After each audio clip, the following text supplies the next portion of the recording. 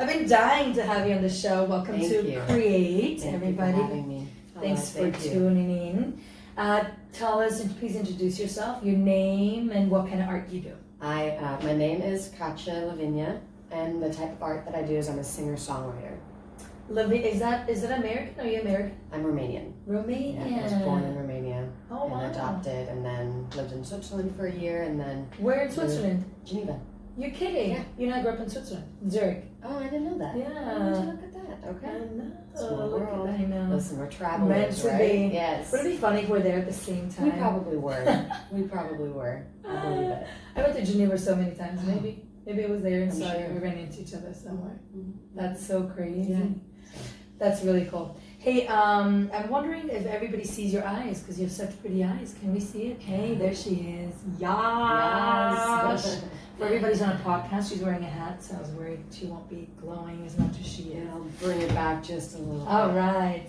Yes. So talk to us. Our the kind of the structure of the show is to really get kind of like a glimpse and an insight of you and your art, Yes. and all of your successes and all of your struggles, and preach when you're honest. Yeah, I mean, I'll start with successes. I just had a show. Was it 2 nights ago at the Hotel Cafe? Yeah, you did. And it was amazing. It was amazing. It was amazing. It was such an honor. It's a humbling experience to get that type of gig. You know, I felt very humbled. I was very nervous, but there's reason to be nervous. It's an exciting experience. Was that the biggest crowd you ever performed in front of? Not the biggest crowd, Okay. but in terms of the stage and kind of what that meant, and that being a step forward into the career of musicianship, it was a big step. Yeah, and there were amazing musicians that were saying before and after. It was great. So I'm going to segue a little bit, but I'm curious out of my own curiosity. How many years have you been singing? When did you start singing? Your whole life? Pretty much. So when I was in the orphanage for about 3.5, 4 years, and we weren't really spoken to or kind of engaged with, so I didn't actually have a voice when I was adopted. I literally sounded like I had this very scratchy voice. My mom tells me it was like, so like I didn't really speak. So in order to engage with me and to kind of get me to use my voice, my mom would sing to me.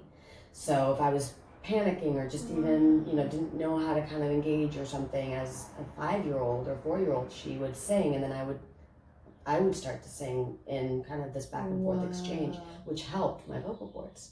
And so since then, it's really been, I remember as a teenager, she taught me how to do harmony stuff, and she would always sing to me, and then I got into the choir in high school, and it's been an ongoing journey So is your mom a singer? Is that what she does? Is. Well, no, she's actually in business, but and now she's retired, but she was in business and working in Geneva, and but yeah, she's an amazing voice too. So wow. Yeah. I'm sorry, are we talking about your biological mother? We're talking about my adopted mother. Your adopted mother. My biological mother is, I believe, still in Romania, and your adopted mother is here in America now, or still in Geneva? My adopted mother is here, and she actually showed up at the show at the Hotel Cafe. It was so nice. Wonderful. Yeah, I got to be like this.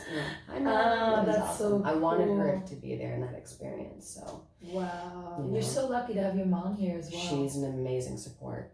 How she really wonderful! Yeah. That's always so encouraging to hear that a child who deserves a happy family and who is orphanage, that it finds a good home. Yeah. That's so wonderful. I feel I was given a second chance at life, so I've just been embracing all there is. Would you ever want to adopt? Actually, I would. Yeah. But rather than having your own, or do you want to do both? I would like to do both. I think there would be something I have a feeling there would be something very profound about adopting a child, the way that I was sort of brought into this world, and kind of giving that same experience in a way from the mother perspective. Yep. I think that would be monumental for me to experience. So congratulations. Yeah. How wonderful. Yeah. And maybe if you don't mind, because I know these questions are so personal, sometimes we feel like they're almost embarrassing because we all struggle with stuff, but then we think we can only talk about the good stuff. Right. Like I heard this crazy statistic that literally there has never been more suicide than now with the whole social media hype, because everybody only posts the good stuff. So people are comparing and wondering and thinking their life is miserable and nothing, and they don't get any likes, and so they feel very left out and that they don't matter. And so I feel like I kind of want to create a platform where people really share more of their struggles than successes, because successes are obviously wonderful, right? But then, you know, I talk about this all the time. It's like sometimes they feel so short-lived, and then the struggle goes on for so long, and it's like, how do you survive in those times? So maybe, if you don't mind, for all the struggling singers out there who are wondering, how do I do a show? You know, how do I get my mom to go there? Right. Maybe you know, and I'm glad you bring that up, because I believe that without struggle, there's no strength. So I believe there's importance in the struggle. Struggle happens. It's what we do in the struggle, and how we kind of move forward constantly through that struggle. So I will be the first to say that it's a struggle. What I'm doing is not easy. Being a musician is rough. And I just did a post, actually, speaking of social media, I just did a post about it, like lugging your luggage and, you know, gearing up for a show. I mean, you physically have to be strong to pack all your stuff and move stuff, and from a physical standpoint to an emotional standpoint. Hi, Kat. She keeps sticking around. She's a good luck charm. I love it. And she's white. Beautiful. I know. So yeah, I mean, one in particular that's actually really raw to me right now, which is feeling like I have to prove something. That's something that I've recently experienced, of like, it takes a lot of guts and it takes a lot of risk to say, come see me, period, and then come see me expose myself through voice, period. Like, that is a huge thing to ask somebody else to do, on top of hope that they'll show up. What if they show up? Am I good enough for what I just asked them to do? What do I now I have to prove myself, because I've asked you to come see me. Now I have to prove myself. And there's a lot of, I haven't really noticed the weight of that until recently. And, you know, even proving to my mom, obviously my mom loves me no matter what, but like also saying, Mom, you're nervous, you're scared with what I'm doing. Let me prove to you that it's all great, when really, it's also really hard, you know? And so that's been an emotional sort of awakening, I guess, for me in that, and letting go of, working on letting go that I don't have to be perfect for you, that I can show up just the way that you're showing up, and we can show up in this together. And it's been hard. That was a struggle. It is a struggle. That is so profound. That like just hit me, and I just got goosebumps. So I'm gonna take a minute to let it run over my take body. that minute and take a sip of water. Because it's so true. Like, I've been having this conversation over and over and over about, you know, obviously we all want to work as artists, right, and get hired, but then when the moment comes, you realize that there goes so much self-esteem into it, and not coming from an ego perspective of, look at me, because even if it comes from that place, usually your self-esteem goes out the window, right? It's just all of a sudden you're like, whoa, now it's really my turn. It's go time. Yep. Can I do this? Yeah. Am I good enough for you? Yep. When really, let that fall, and it's like, yeah, it's deep. How do you develop self-esteem? What do you think? How do you do that? Do you have any? That's a good question. I mean, I know you're working on that right now, but is there like certain tools that you use? Yeah, like, I think the way that you develop self-esteem is to be so kind to yourself. Like, just compassion, because self-esteem comes and goes. There are moments of, oh my gosh, I'm rocking this right now, but also there are moments of like, I didn't do that very well, but I'm still going to be loving and kind. That kind of keeps the boat afloat, if you will, you know? So I think that's an ongoing... Words of wisdom, y'all. Be kind to yourself. Be kind to yourself. Totally. And be gentle. We're not gentle enough. Yeah, we're like our own worst critics. we are. Like we think that we're judgmental towards others, but really there goes so much criticism into 1000%. ourselves. Well, there's that study that like, what is it? Every 10 comments, people remember that one comment that's negative. Like I had people telling me all these great things about my show, for example, and I had or a few people, but they said some of the transitions were a bit rough because I had. The mic wasn't standing. I couldn't loosen the mic, or my, piano was off and we had to turn it on. And like, all I'm remembering now, all I'm thinking about is like, oh shoot, then I totally messed up the whole show. When really, no, the show was great. Yeah. And it is a live show. It's a live show. You know, like you're gonna get it live. It's not gonna be paused or fast forward or anyway. That's so many. Yeah, it's like, when you do a meeting and you have like this slideshow with a projector, 100% the projector's not going to work when you really need it. When you're ready. Yeah. So that's again, and then that's the practicing of kindness, compassion, and also I always like to throw in a bit of humor. Like literally, sometimes you got to start over to get to where you want to go. Wow, so, it's so true. Yeah. Oh, I love that. Thank you so much for sharing that. That is really incredible. Thank you. I think that's a lesson really for everybody across the board, not just artists, right? I agree. It's such a profound and ongoing lesson. Mm-hmm. So, what are you working on now? What is your what's your involvement in? My involvement right now, I'm working on an album now. So I had my EP went out February 1st. So I have 3 songs on Spotify.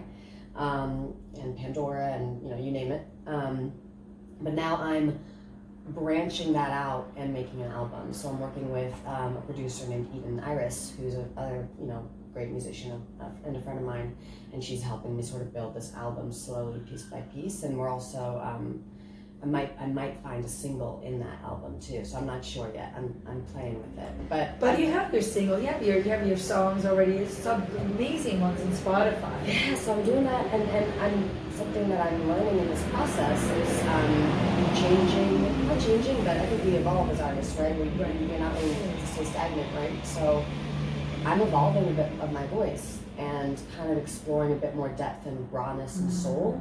And there's versus more of the pop sound, and I'm starting to gravitate toward more of this soul, earthy sound, and so that's really fun to explore. Well, listening to your voice quality, it already is that. It is not very much of a pop voice more than it is a soulful, raspy. Yes. And it's so incredible. I'm following it. It's kind of leading me, and I'm like, okay. Yeah, so I'm happy that you're embracing that because it's so incredible. It's very it's amazing. How cool is that? Yeah. Thank you. So then we'll be able to find you on Spotify and Spotify. I've got a website. SoundCloud. KatjaLavinia.com.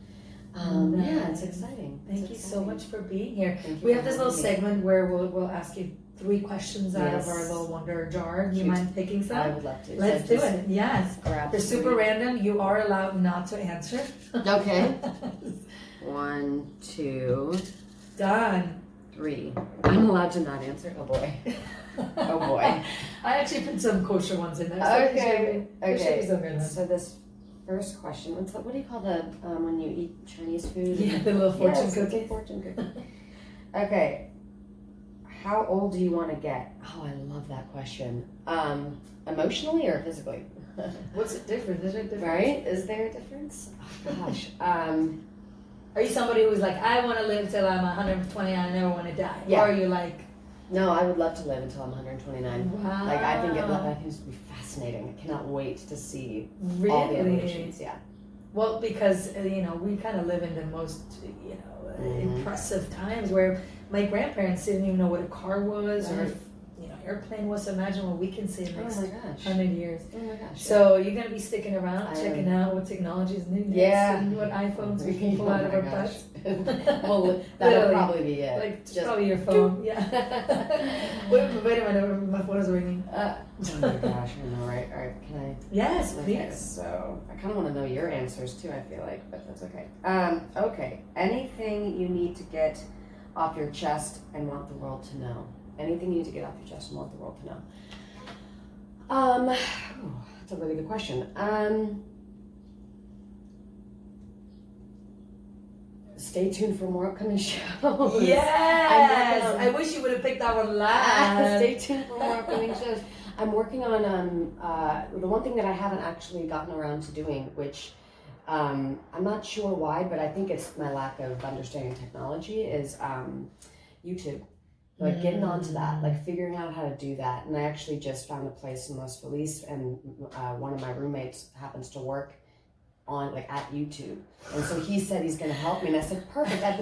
This is actually what I need to do anyway. Ask and you shall receive. Ask and you shall receive. So I'm like, you know what? Let's do that. Let's work on that. So I think getting more content out there that's a little bit more raw and live. Yeah. So I think we live in such a good era where we really have, we're so self-sufficient to put ourselves out there and really show the world what we got without having to worry about any major studios hiring you or any major label like putting your stuff out there. So congratulations. I'm excited for your YouTube channel for sure. You're going to have to let us know. I also forgot to say that I'm touring. I'm going on a little mini tour with a few people in July. Well, I'm sorry. From the it's just like another kind of the coast of California. So for how long? About a week and a half. So how many cities are you doing? We'll be in San Francisco, and then I think San Luis Obispo, and then there's 2 other cities that I'm not remembering. I think we're going down to San Diego as well, and LA. And it's a band, or it's a couple of us, a couple of musicians. My booker, her name is Carly. She kind of brought the band together and said he wants to do this, and I'm like, I do. Wow. So that'll be cool. That is incredible. Yeah. How fun is that? Yeah, I'm excited. Do you give away free music, stuff like that, or do people have to sign up and I feel like I already do give away free music. Yeah, you do all the time. So yes, I do all the time. Yeah. I mean, it's yes. Cool. No, I just always feel like sometimes we want to follow all these artists, but they're so expensive. Like buying a ticket and stuff like that. They come. Yeah, no, I hear you. We got to put in our time. Yeah, we do. And humbling. Yeah. Do the work, and it works for you. Yeah. Right. So. For sure. Thank you. The last one. Let's do one more. I love these. These are so cute. Oh, good. I'm glad I got one with a hole in it. I printed extra large just for your eyes. If you could learn any language in a day, which would it be? Do you know another language? No. Oh wow. Yeah, even though English is my second language, we, like I said, in the orphanage they didn't talk to us, so I didn't really. I'm assuming it was French, no? Well, maybe it was French. Was it in Geneva? Or was it? It was in Romania. Oh, it was in Romania. Yeah, so I mean, I'm assuming it was Romania, but maybe there was some French people there. And the kids wouldn't talk amongst each other. I'm sorry, it's so interesting. Well, all I know of if you do research about the Romanian orphanages, I mean, they were gnarly. There was like 3 to 5 kids per crib. There was feces in our cribs. I have scars on my body from the bugs. I was 22 pounds at 3.5. Wow. So it was a gnarly experience. It was not. Do you remember, or you blocked it out? I think I blocked it out. Yeah. I think it's all in here, right? Of course. But, yeah, your nervous system probably doesn't forget, but your brain kind of saves you from. Exactly. Yeah, I think, just to answer the question, I think I would like to learn Romanian. Like there would be something very, I think, healing about that. To like just know Romanian, I could go back and like just be among my blood, you know. So Would you want to go back to Romania? I have been back to Romania. You have been back. You have any family there that you know of? I met my birth mother there. I met my half sister, my half brother, and they now follow me, and I follow them on Facebook, and I've seen them twice now since then. So. Was that a very healing experience, or was it shocking and disturbing and some hearing horror stories where people like, oh God, I'd rather not know? There was some stuff that was hard to hear in terms of what my birth mother went through, and that obviously is her business, but that was tough. But it was also super healing. Like I love the fact that like I posted on social media, about my adopted mother on Mother's Day, and the first person who loved that post was my birth mother, which I thought that was so interesting. Just to be like, that's really amazing that can blend together and be. Yes. We can have both. Yes. Both can exist and both can be honored. Yeah. So I'm assuming from what I hear through the grapevine that your birth mother didn't want you to give away, but she just couldn't at the time. She could not. Yeah, she could not have me, and she was 13 at the time, so she was pretty young. Wow. But then she had another girl and another boy, so my half brother and half sister, and they're just the sweetest people. They're really good people. That's so I wonderful. feel very lucky. We're all so nice to connect with people, or with them when I do. It's really nice. So because we kind of reached our time and you did all the wonderful questions, I'm just going to ask you one more, kind of want to pick your brain. Do it. And I would love to hear your biggest dream. What's your biggest dream? Like, let's say there's no logistics to your dreams. What would be your biggest kind of like must have? Can't wait to get there. I would love to get a Grammy. Like, I know that's so silly, and I know that's like such a big thing, but it's kind of one of those things that like I can feel it in my hand, and there's just something about having that accomplishment. Yeah. And then also, I think, to be very specific, I'd like to not necessarily be a famous artist. I want to be a respected artist. I don't need all that fame stuff, but it would be really cool to just, when people hear my voice or hear my music or hear my name in the musician realm, it's like, oh, like I respect her as an artist. Do you you only want to sing, or do you write and sing? I write compose? and sing. I compose. I also paint. I draw. I do interior design as well. I am also a sound healer with sound bowls and tuning forks. So I bring that to children, and I went to a homeless shelter like a couple months ago and did an experience there. So I go to preschools as well with the sound bowls and tuning forks and do sound meditation with children. So how'd you learn how to do sound forks? I got my tuning forks. I got my sound healing certificate up in San Francisco a few years ago. Wow. So I can essentially use that as practice. Incredible. Yeah. And that's probably such an incredible tool too, to use sound for healing as singing and all that kind of stuff. Yeah. Wow.